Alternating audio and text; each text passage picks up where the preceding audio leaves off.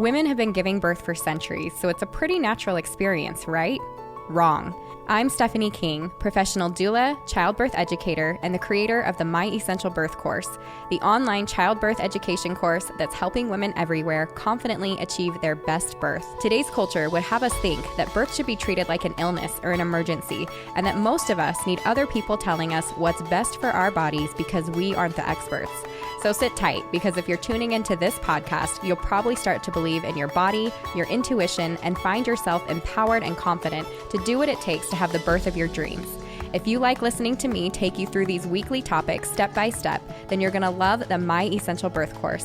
Make sure that you're subscribed to the podcast and definitely head over to myessentialbirth.com for the free downloads mentioned right here in these episodes and to join the birth course and community full of pregnant moms just like you. I have to add a disclaimer that I am not a medical professional and I cannot provide medical advice. All of the information expressed in this podcast are based off of personal, professional, and educational experiences and are my own opinions. Please work with a provider you trust for medical advice during your pregnancy and birth. Welcome back, you guys. I'm super excited you're here for another episode of the Pregnancy and Birth Made Easy podcast. This week's reviewer of the week is Lolo1694, and she says, "Can't recommend enough. I've been listening to this podcast since around 8 weeks, and it is my go-to listen at any time. This is my third pregnancy, but will be my first little one to make it earthside."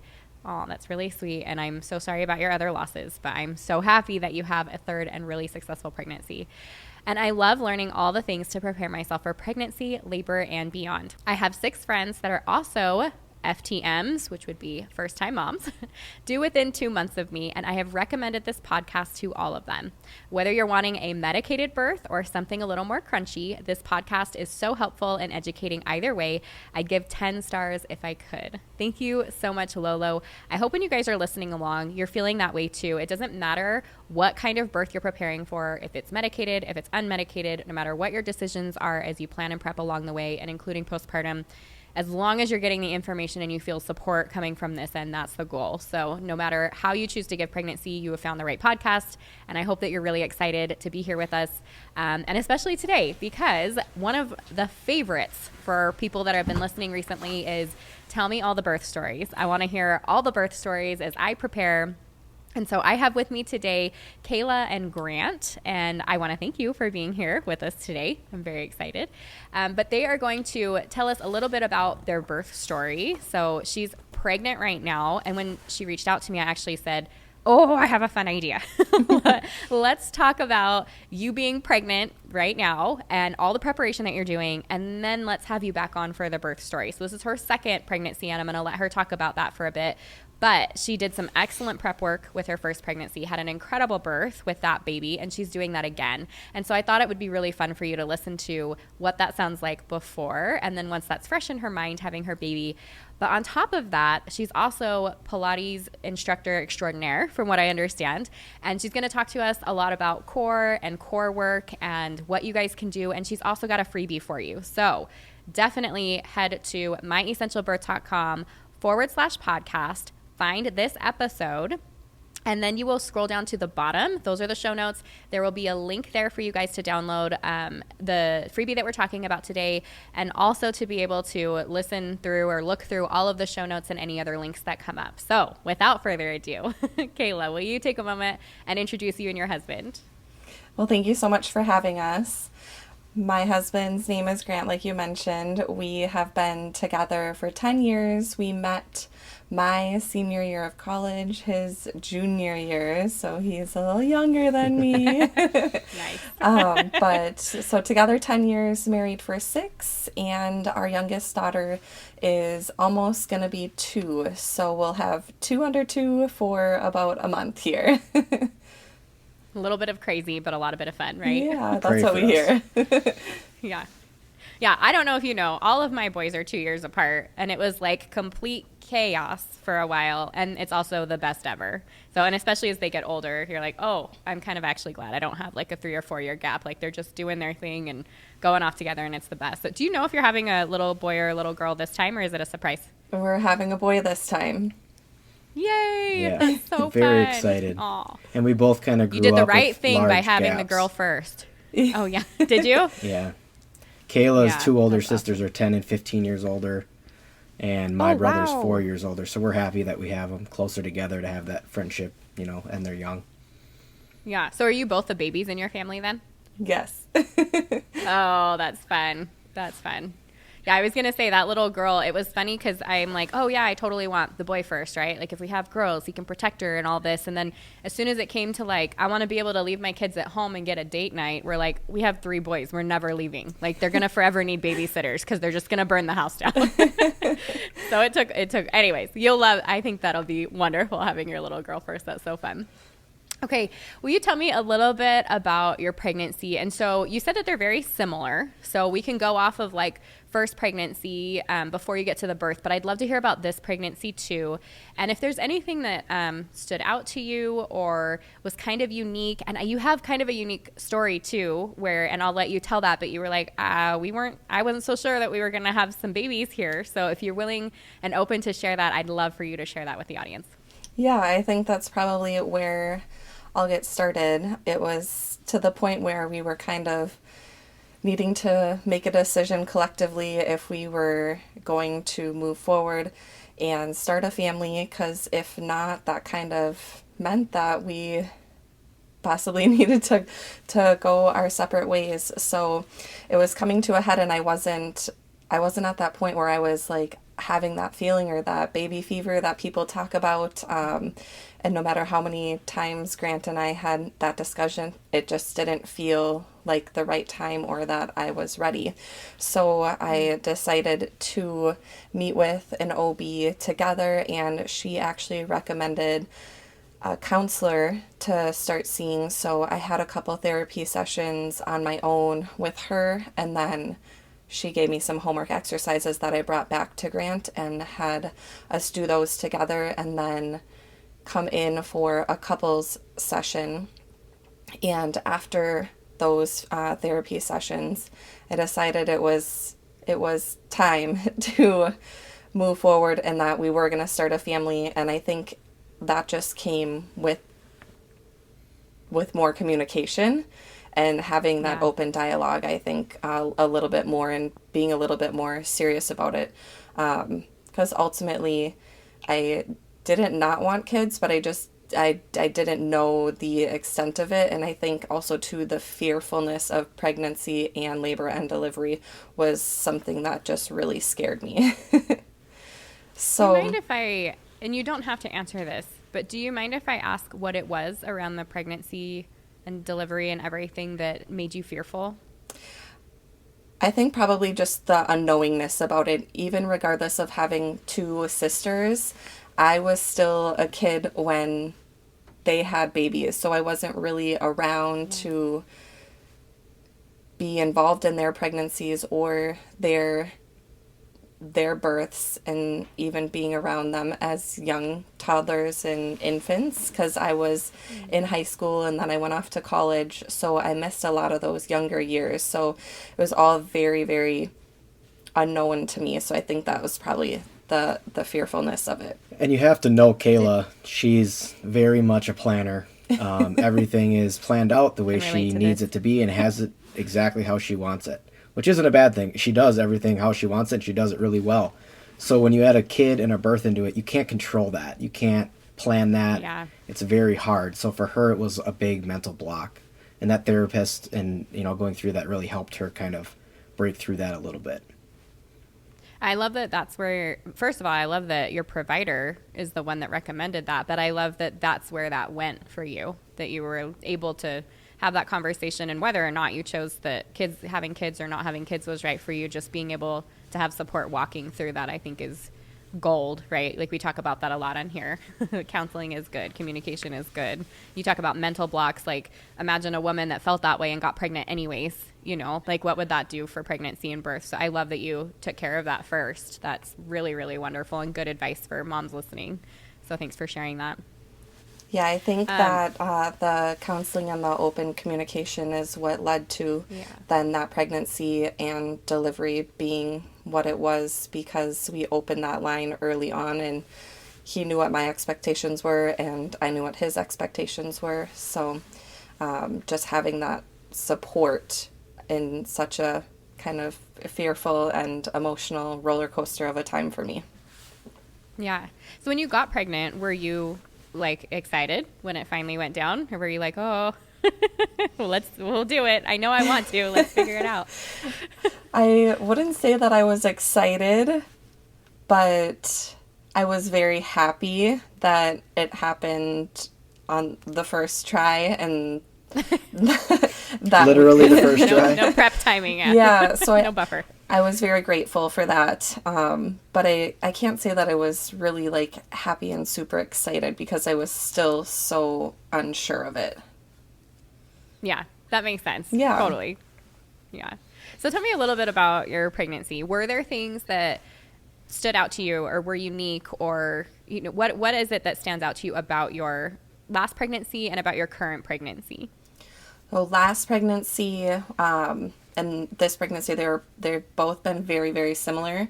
The biggest thing between the first pregnancy is just the amount of emotions and the unknowing, and there was a lot more, I guess, prep work probably that I did in the first pregnancy, and then this pregnancy has been a lot more kind of review of what we learned and what we practiced in the first pregnancy.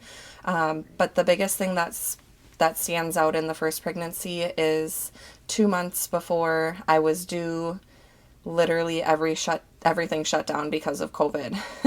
So along with the unknowingness of just pregnancy and then labor and delivery and having a newborn, all of that unknowingness, then now we have this pandemic on top of that, and then I was out of a job, so even more emotions on top of everything else. So it was just that first pregnancy was a lot of tears, so emotional. Poor Grant, he had to really talk me off the ledge a lot, and in those last 2 months where it was kind of there was a point where I didn't know if he was going to be able to be in the delivery room with me. So we had a interview with a midwife, and we're contemplating in home birth 1 month before I was due. So that was probably the biggest shift of the two pregnancies, is the emotions in the first, and this time have been a lot more open and accepting of the changes, also to the bodily changes in the first pregnancy. You just want to be able to control everything, like Grant said. And being in the health and fitness industry and having that control over your body, no matter what sort of physical exercise that you're doing, you just still can't control the changes that your body goes through during pregnancy. It's very real. Yeah, I think that those are the biggest things, is the emotional, and then not being able to control the physical changes of the body in the first time, and comparing that to the second time, the emotions have been a lot more at bay, and then I've been a lot more just accepting of how the body is changing and just appreciating it a lot more this time through. I love that. I love the change that can happen there, because I'm with you. I remember, I think I was like 36, 37 weeks with my first baby. And I'm like, I look really good. I have no stretch marks. Like, I'm so lucky. I feel so happy. These like superficial things that were making me happy in that moment.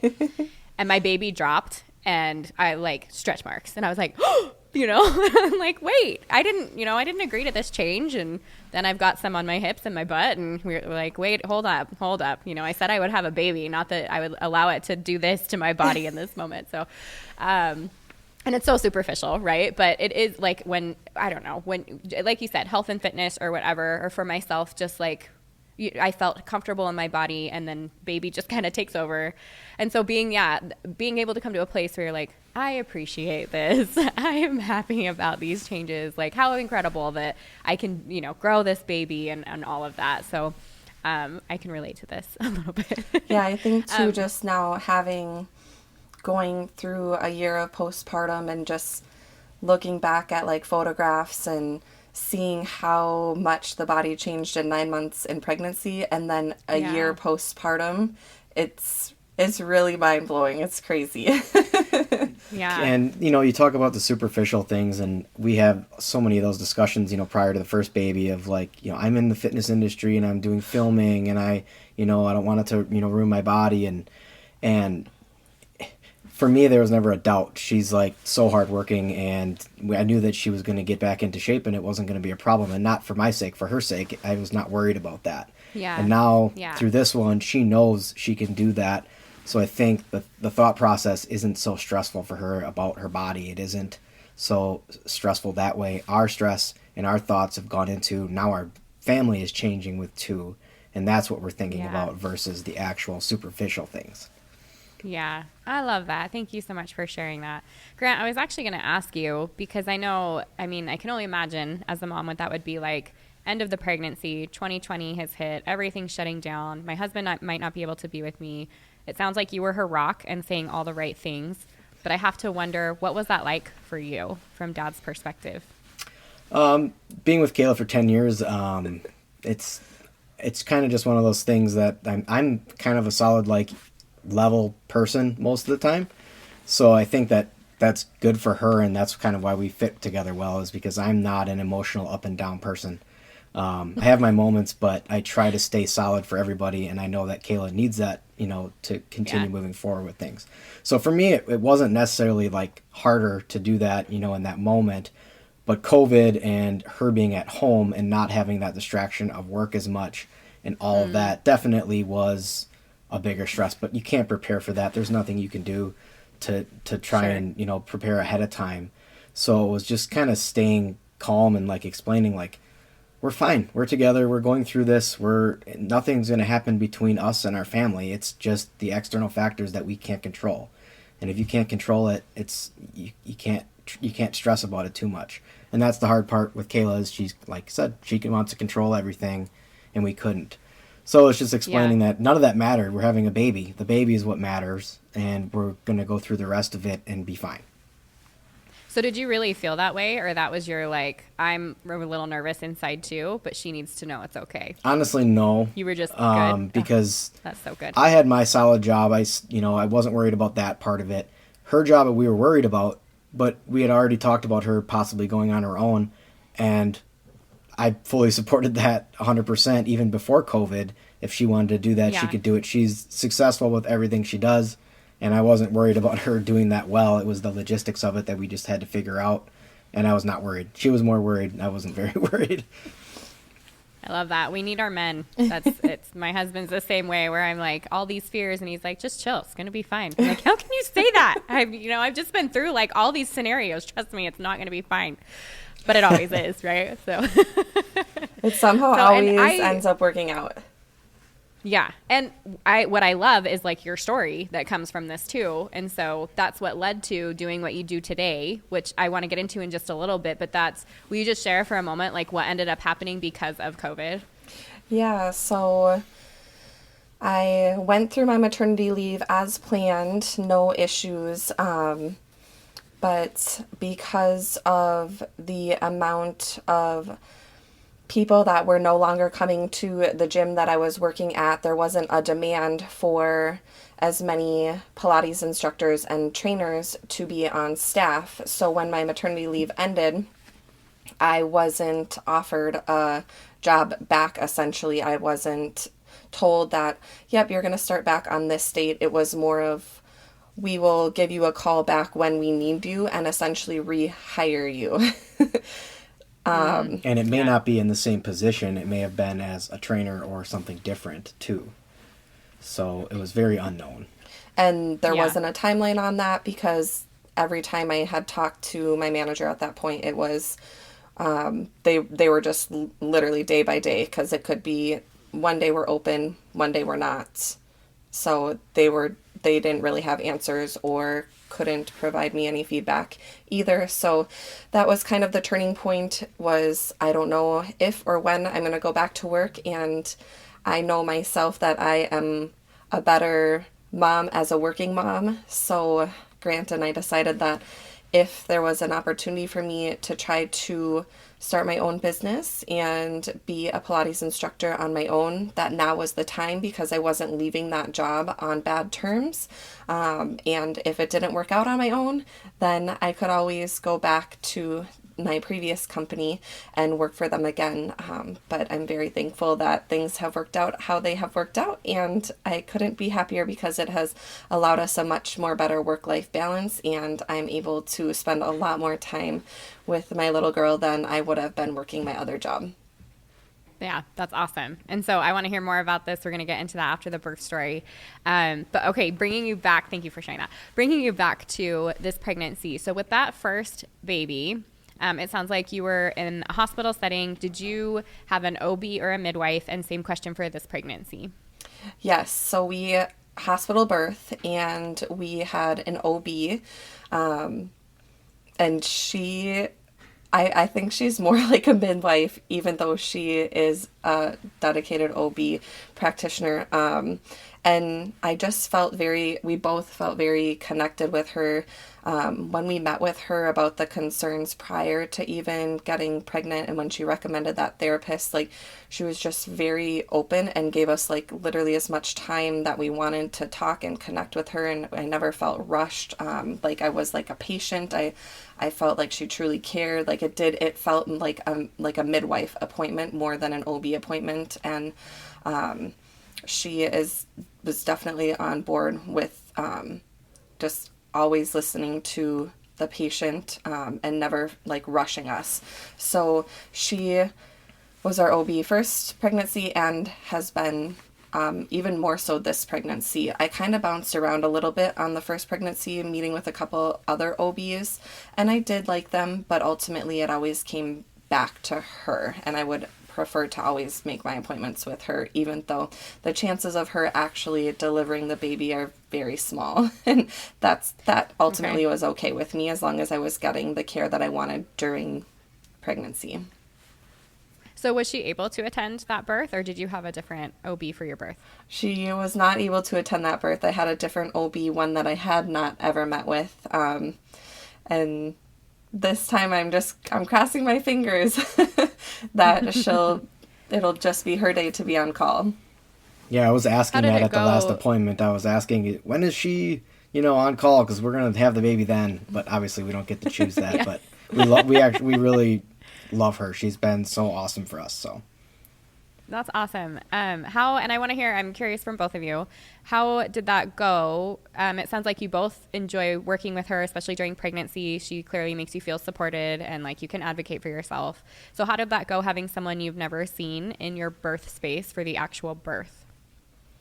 Ultimately, it didn't really make a difference for me. Once we get into the birth story a little bit more, like literally walked into the hospital and had to push, and I didn't think like the doctor was going to even make it there by the time the baby came out. So there wasn't really an interaction there, because it was like babies coming in, babies here. So it might be a little bit different this time, because I do have to be at the hospital a little bit earlier, because I tested positive for Group B strep this time, where that wasn't the case last time. So I labored at home for the whole first pregnancy and labor. So things will be a little bit different. That's why I think I'm really hoping for our regular OB to be there this time. Yeah, that'll be good. Well, good. That's awesome. I do want to hear more about the birth story, so we're getting there.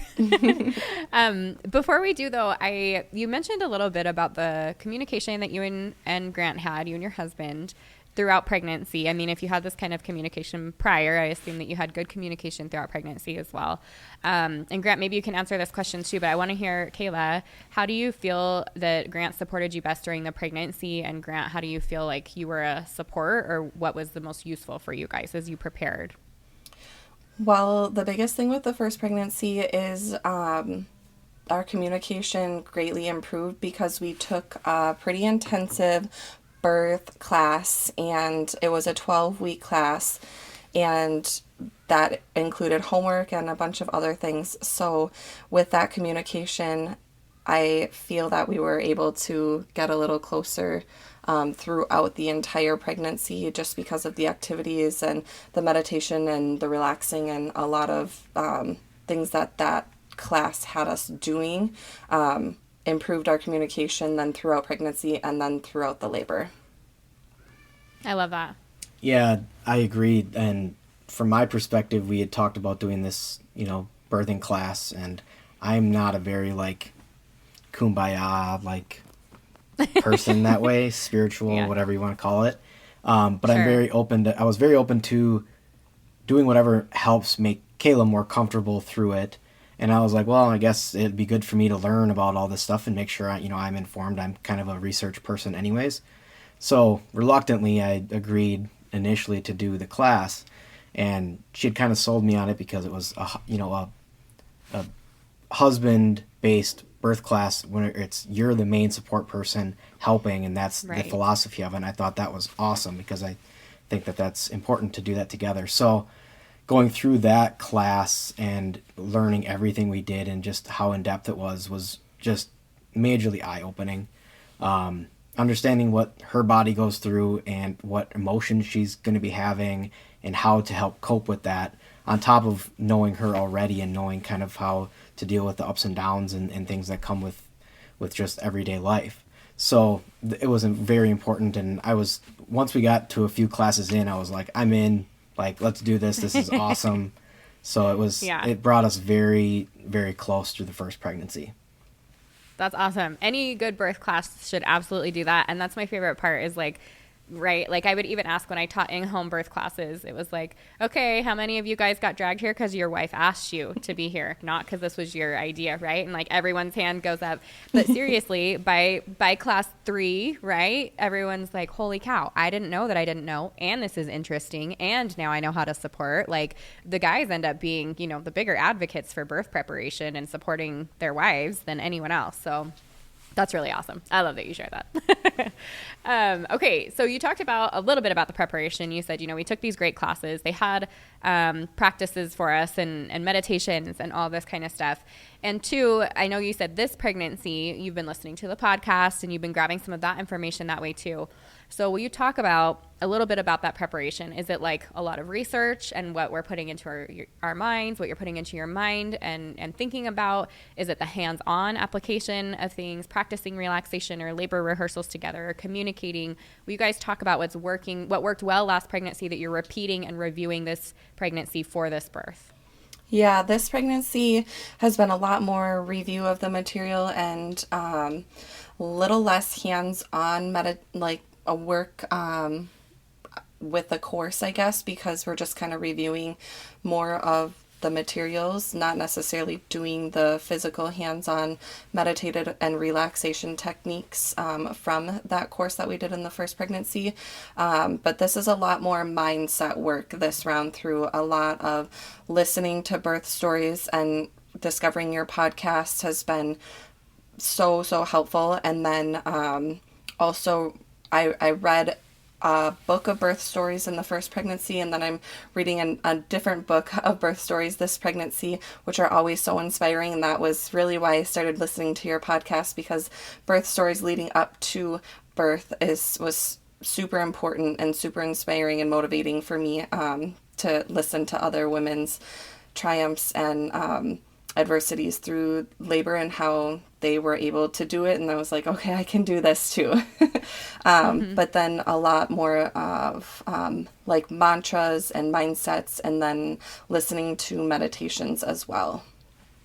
Yeah, I love that. And I agree. It's a lot of mindset work is just so not just beneficial, but especially as you have more kids, very necessary, relevant, needed, all of that. So that's really awesome. All right. How about you? And Dad, I guess I'd love to hear from you too. What are some things that stood out from you last pregnancy? What are you guys doing together this pregnancy as far as preparation that's been really useful for you? I've been reading her these, what are they called? The birth mantras. So it's really helped her, I think, too, at night, just to calm down. And then you're thinking of all these things, and we're in the stages the last couple weeks of, well, this baby could be here at any moment. So I think that's helped, calm her mind and my mind just at night when you have nothing else to think about other than, okay, when's it happening? When is this going to, when are we going to go?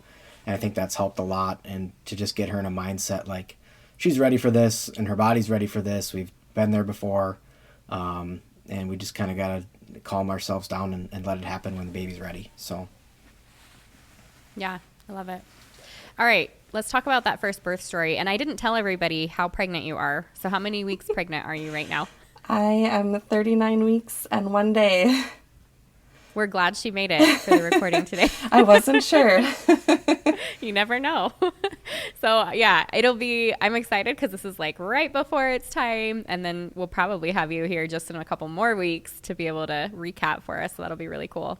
But all right, tell me a little bit about your birth. Walk us through what that was like for you from that first contraction to delivering and a little bit of postpartum. Yeah, I think I'm going to take over the birth story just because we can hear our daughter waking up from her nap. So Grant's going to step away while I share a little bit more about this. Okay. So with the first birth, it was my 40-week appointment, and I had been lying down reading the birth stories from the birth book that I was reading at the time, and I got up to go to my 40-week appointment, and I felt like a little rush of fluid, and I was like, well, that was weird, but it was very minimal. And off to my appointment I went, and I told her about the fluid, and she was pretty adamant about wanting to check me, and I have just declined any cervical checks throughout that whole entire pregnancy, and hadn't even declined it that day because I just figured, well, if that was my water, it's probably a sign that baby is going to be here soon. So regardless of having a check or not, I didn't feel that it was necessary. So everything was fine. I left that appointment and came back home, and it was a really nice spring day. So we decided to go on a 3-mile walk. And I got home from that walk and was like, oh my gosh, like, I'm just like, it's due date. Like, the baby needs to come today.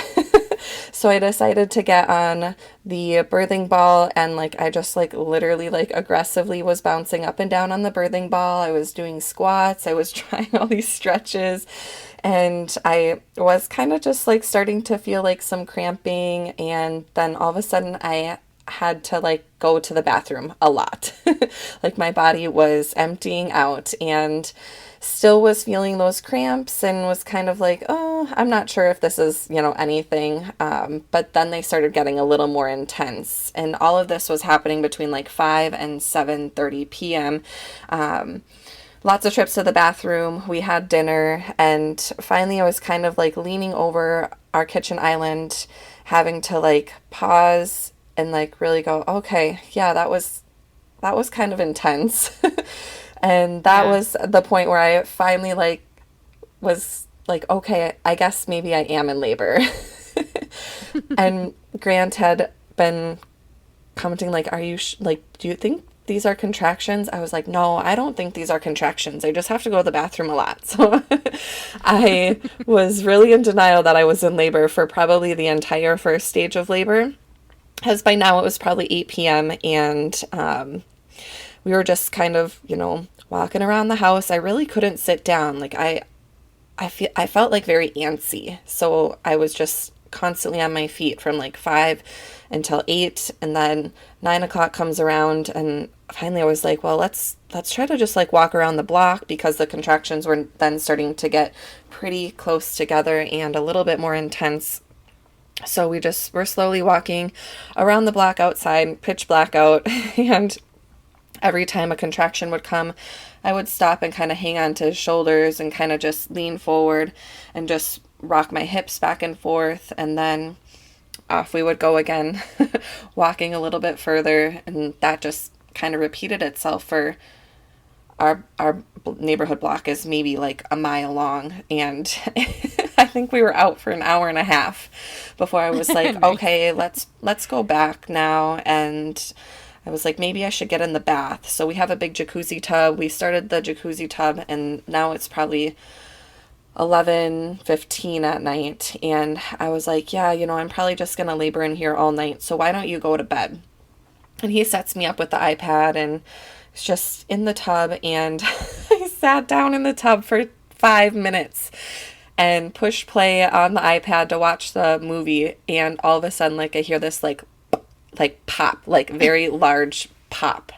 And yeah, it's like, oh my gosh, what was that? And then I stood up, but obviously I was in the bath, so I couldn't really tell that it was my water. So I stepped out of the tub, and then I was like continually feeling the water rush down my legs. So then I was like, then I yelled for him as he like just turned out the lights to go to bed. And I said, well, I'm pretty sure my water just broke. And then he's like, well, we should probably get going to the hospital. And even at that point yet, I was like, no, I don't think I want to go. I don't think I'm ready yet. And he was like, okay, how do I tell her she needs to get to the hospital without like telling me I need to go? So he called the nurses line, and they were like, yeah, that's a pretty good indication that you should probably come in. So he said the nurse really suggested we come in when the water breaks. So why don't you just, take your time drying off, get dressed. I'll get everything in the car. And I was like, okay. And good thing we did, because it took me 45 minutes to get dressed, get down the stairs, and in the car just to leave, because the contractions were coming on so strong at that point. We never really timed contractions, to be honest. I don't know timing wise, because we really never did. And then by the time we got into the car, it was transition in the car when we were on the way to the hospital. Wow. And I did not know that at the time, because I was just saying, oh my gosh, you need to get there faster. Why are you I kept saying, why are you hitting every bump? It was like the worst car ride ever. And I said, I don't think I can do this anymore. I'm going to get there and I'm going to be a 3. I kept saying, I'm going to only be 3 centimeters dilated. There's no way I can keep pushing through this. And that's the transition talk. But at the time I didn't know. So we get to the hospital, and they asked me if I wanted a wheelchair. And I said, no, I think I can make it.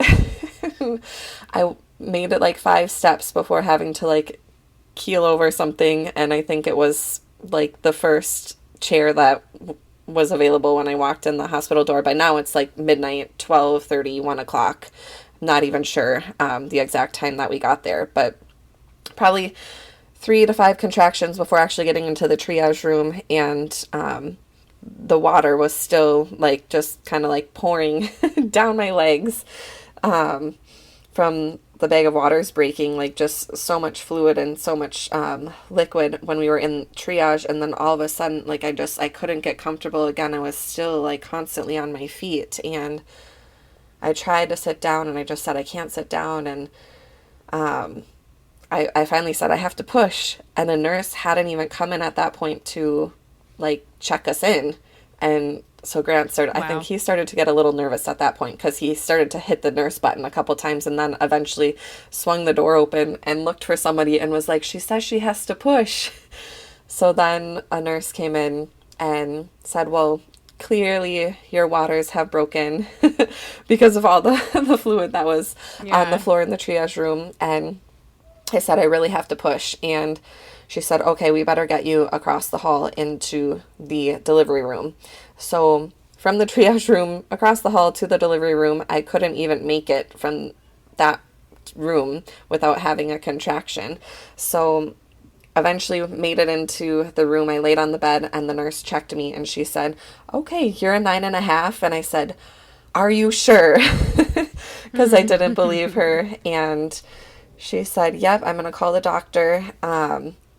But looking back, I think she just said that I was a 9.5 to let the doctor get there, so I wasn't pushing, because by the time she had checked me and by the time the doctor had gotten there were 3 to 5 more contractions that I was just hanging onto Grant's neck, like just bearing down, like my body was naturally pushing her out, and I was trying to like almost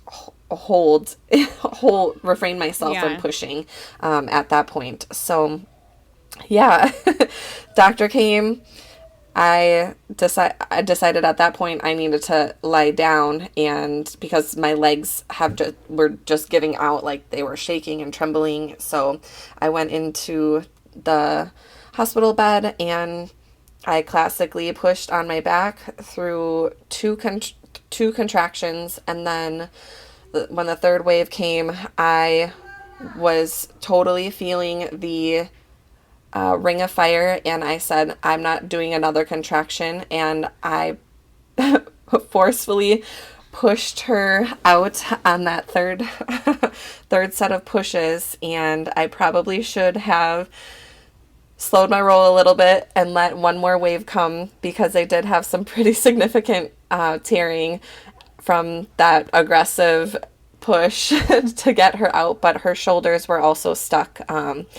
But she came out and she was crying right away. They put her on my belly, and I was trying to pull her up to my breast to nurse right away, but the umbilical cord was so incredibly short that I couldn't get her up even to my breasts because of how short the umbilical cord was.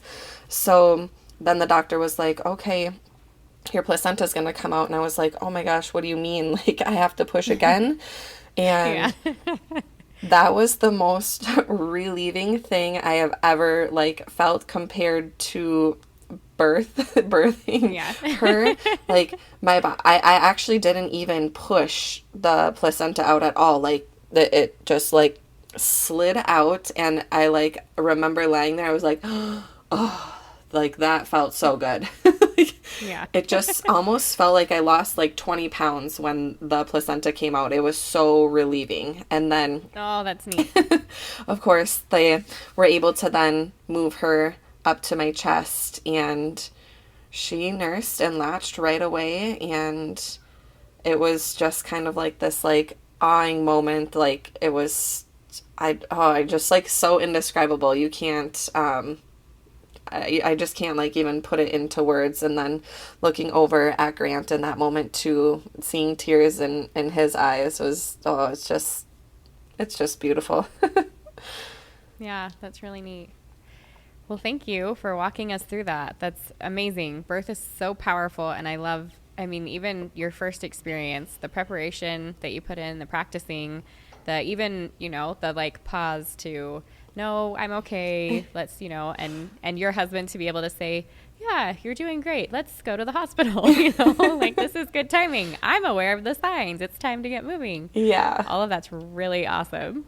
So thank you so much for sharing that. Yes, it's so fun to relive that first birth story, but also too, with things being a little bit different now, the second time through, not being able to have that opportunity to completely labor at home, just the two of us in such an intimate setting, is going to be a little bit different. And so having more of that real hospital birth this time through will be a much different experience. Yeah, I'll be excited to hear how you feel about that postpartum, after this next baby too. My guess is you're going to have a really great experience either way, specifically if that's, how your last birth went. You're very prepared. You've done this before.